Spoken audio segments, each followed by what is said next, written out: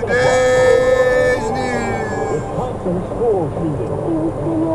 Oh, my leg, help, help. Judge refuses to toss Trump conviction. Unofficial act committed during his presidency. Top Russian general assassinated. In a bomb explosion in Moscow.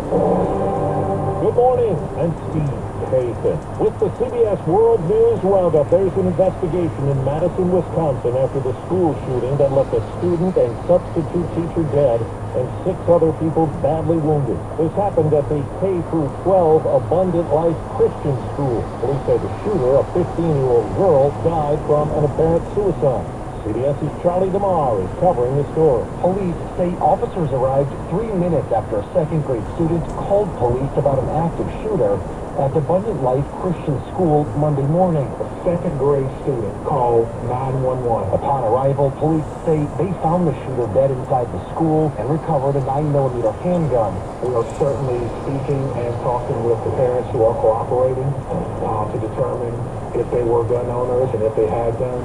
Investigators say the shooter was 15-year-old Natalie Ruffnow, who went by Samantha. We're told she opened fire during study hall. 6th grader Adler Jean Charles says he was in English class when he heard the shot.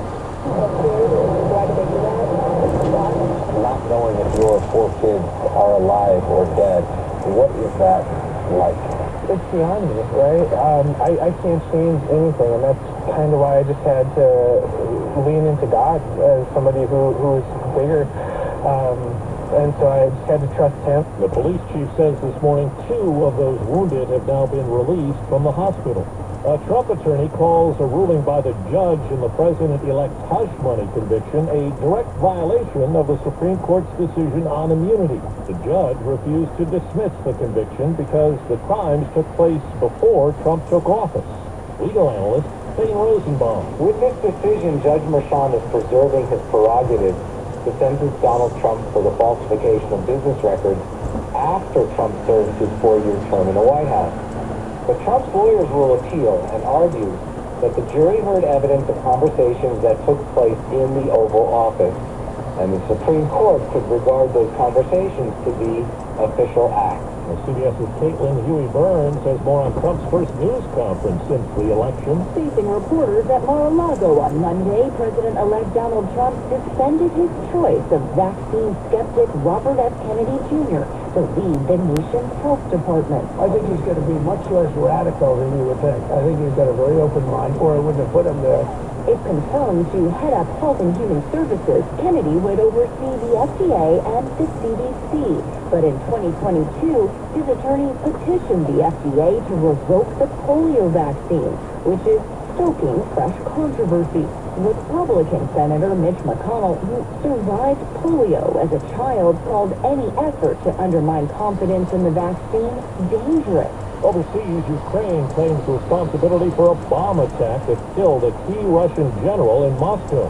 CBS's Vicky Barker. This is the latest Ukrainian attack on a Russian target inside Russia, and by far the most audacious. General Igor Kirillov, the head of Russia's Nuclear and Chemical Warfare Division, was killed by a bomb planted in an e-scooter as he left a Moscow apartment building. In Syria, there's a power vacuum after the fall of the Assad regime and concern that ISIS could regain a strong foothold.